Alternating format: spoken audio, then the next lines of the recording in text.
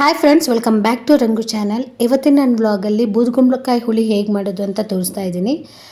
ಬೂದುಗುಂಬಳಕಾಯಿ ಹುಳಿ ಎಲ್ಲರಿಗೂ ಇಷ್ಟ ಆಗುತ್ತೆ, ತುಂಬ ಚೆನ್ನಾಗಿರುತ್ತೆ. ಮದುವೆ ಮನೆಯಲ್ಲಿ ಬೂದುಗುಂಬಳಕಾಯಿ ಹುಳಿ ಅಂದರೆ ತುಂಬ ಫೇಮಸ್ಸು.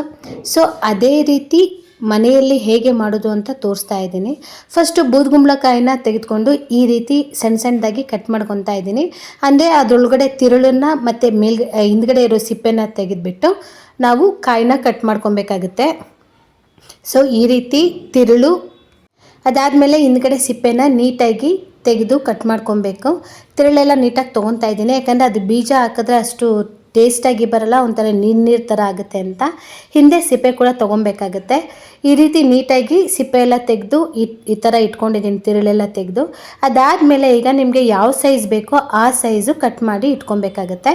ನಾನು ಒಂದು ಮೀಡಿಯಮ್ ಸೈಜ್ನ ತೊಗೊತಾ ಇದ್ದೀನಿ. ಇಲ್ಲಿ ಬೂದುಗುಂಬಳನ ತೀರಾ ಸಣ್ಣಗೆ ಹೆಚ್ಚಿಟ್ಕೊಬಾರ್ದು, ಯಾಕಂದರೆ ತೀರಾ ಸಣ್ಣಗೆ ಕಟ್ ಮಾಡೋದ್ರಿಂದ ಬೇಗ ಬೆಂದ್ಬಿಡುತ್ತಲ್ವ ಅದಕ್ಕೋಸ್ಕರ ಅದನ್ನು ತೀರಾ ಸಣ್ಣದಾಗಿ ಕಟ್ ಮಾಡಬಾರ್ದು. ಮೀಡಿಯಮ್ ಸೈಜಲ್ಲೇ ಅಥವಾ ದಪ್ಪ ಸೈಜಲ್ಲಿ ಕಟ್ ಮಾಡಿ ಇಟ್ಕೋಬೇಕು.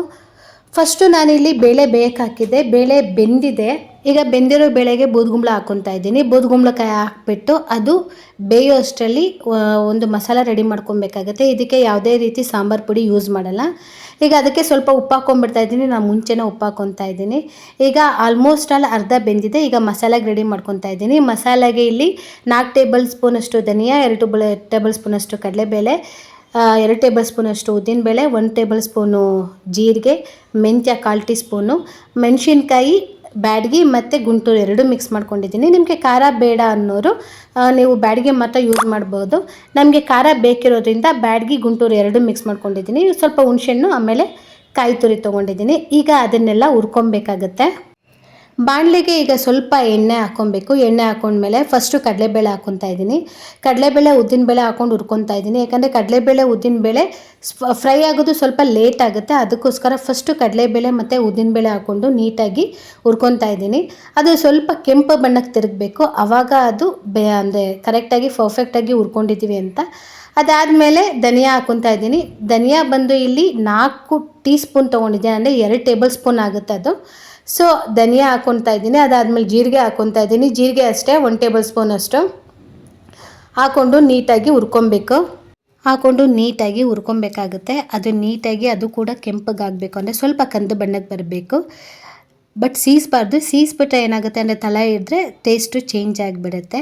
ಇದು ನೀಟಾಗಿ ಹುರ್ಕೊಂಡಾದ್ಮೇಲೆ ಸ್ವಲ್ಪ ಕರಿಬೇವು ಹಾಕ್ಕೊತಾ ಇದ್ದೀನಿ. ಕರಿಬೇವು ಜಾಸ್ತಿ ಏನು ಹಾಕೋಂಗಿಲ್ಲ, ಸ್ವಲ್ಪ ಕರಿಬೇವು ಹಾಕ್ಕೊತಾ ಇದ್ದೀನಿ.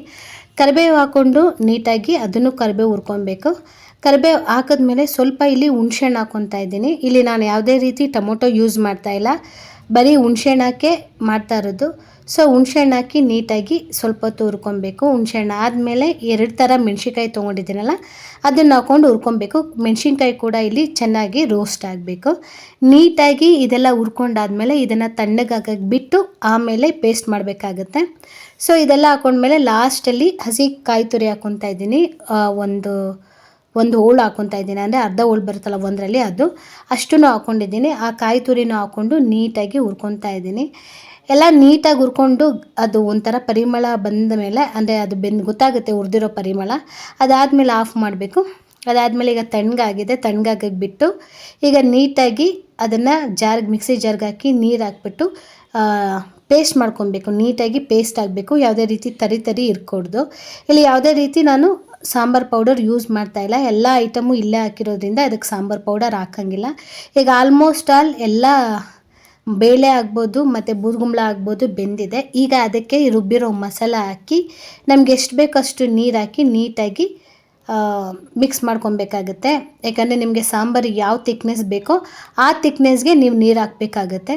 ಸೊ ನಾನಿಲ್ಲಿ ಜಾಸ್ತಿ ತೆಳುನೂ ಅಲ್ಲ, ಜಾಸ್ತಿ ಗಟ್ಟಿನೂ ಅಲ್ಲ, ಹುಳಿ ಆಗಿರೋದ್ರಿಂದ ಒಂದು ಮೀಡಿಯಮ್ ಇದರಲ್ಲಿ ಮಾಡ್ಕೊತಾ ಇದ್ದೀನಿ. ನೀರು ಜಾಸ್ತಿನೂ ಅಲ್ಲ, ಸ್ವಲ್ಪ ತೆಳುನೂ ಅಲ್ಲ, ಸ್ವಲ್ಪ ಗಟ್ಟಿನೂ ಅಲ್ಲ, ಹಾಗೆ ಮಾಡ್ಕೊತಾ ಇದ್ದೀನಿ. ಮುದ್ದೆಗೆ ಅನ್ನಕ್ಕೆ ಎಲ್ಲ ಚೆನ್ನಾಗಿರುತ್ತೆ ಅಂತ. ಹುಳಿ ಅಂದರೆ ಸ್ವಲ್ಪ ಗಟ್ಟಿಗೆ ಇರಬೇಕು, ತೀರಾ ತೆಳು ಆದರೆ ಅಷ್ಟು ಚೆನ್ನಾಗಿರಲ್ಲ. ಇದು ಒಂದು ಕುದಿ ಬಂದಮೇಲೆ ಗಟ್ಟಿ ಆಗುತ್ತೆ, ಅದಕ್ಕೋಸ್ಕರ ನೋಡಿ ಆಲ್ರೆಡಿ ಕುದಿ ಬಂದಿದೆ, ಸಾಂಬಾರು ಕೂಡ ಆಗಿದೆ. ಈಗ ಇದಕ್ಕೆ ತುಪ್ಪದಿಂದ ಒಗ್ಗರಣೆ ಕೊಡಬೇಕು. ನೀವು ಎಣ್ಣೆಲಿ ಕೂಡ ಒಗ್ಗರಣೆ ಕೊಡ್ಬೋದು, ತುಪ್ಪದಿಂದ ಒಗ್ಗರಣೆ ಕೊಟ್ಟರೆ ಟೇಸ್ಟು ಡಬಲ್ ಆಗುತ್ತೆ, ಅದಕ್ಕೋಸ್ಕರ ನೀಟಾಗಿ ಸಾಂಬಾರು ಬೆಂದಿದೆ, ಎಲ್ಲ ಆಗಿದೆ. ಸಾಲ್ಟ್ ಕೂಡ ಚೆಕ್ ಮಾಡಿಕೊಂಡೆ, ಕರೆಕ್ಟಾಗಿದೆ. ಇನ್ನು ಸ್ವಲ್ಪ ಸಾಲ್ಟ್ ಏನಾದರೂ ಬೇಕಂದರೆ, ಉಪ್ಪು ಬೇಕು ಅಂದರೆ ನೀವು ಮೇಲೆ ಹಾಕ್ಕೊಬೋದು.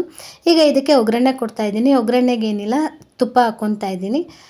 ತುಪ್ಪ 1 ಸ್ಪೂನ್ ಹಾಕ್ಕೊತಾ ಇದ್ದೀನಿ.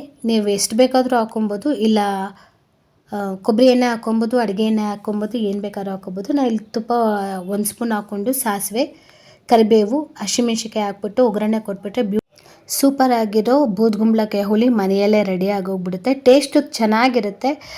ಅಂದರೆ ಅದು ತಿಂದಿರೋರಿಗೆ ಗೊತ್ತಿರುತ್ತೆ ಅದು ಟೇಸ್ಟ್ ಹೇಗಿರುತ್ತೆ ಅಂದ್ಬಿಟ್ಟು. ತುಂಬ ಚೆನ್ನಾಗಿರುತ್ತೆ. ಒಂದ್ಸರಿ ಟ್ರೈ ಮಾಡಿ ನೋಡಿ.